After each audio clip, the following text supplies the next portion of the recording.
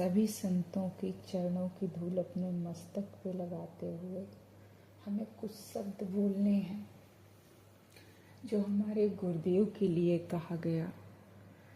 पूज्य श्री रामभद्राचार्य जी ने ये शब्द बोले कि उनको कुछ नहीं आता, उन्हें संस्कृत नहीं आती और वो सिर्फ और सिर्फ दवा पे जी रहे हैं।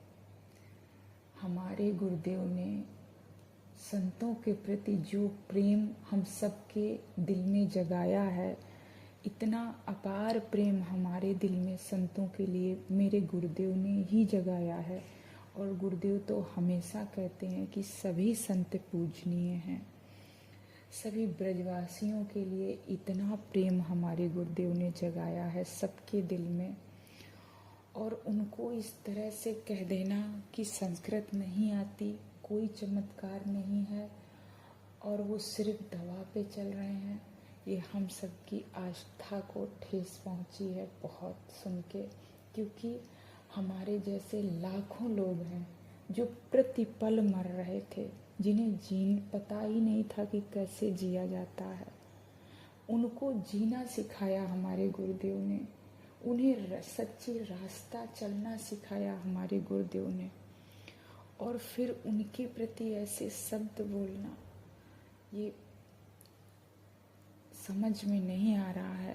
पर हम जानते हैं कि हमारे गुरुदेव जब सुनेंगे कि हम ऐसा बोल रहे हैं तब उन्हें ये बात भी नहीं अच्छी लगेगी। क्योंकि गुरुदेव तो सदा ही सिर्फ और सिर्फ सबके दिल में प्रेम ही जगाना चाहते हैं, सबसे नम्रता का व्यवहार ही करना वो सिखाते हैं कि सबसे प्रेम से रहो। और उनके लिए ऐसे शब्द बोल देना,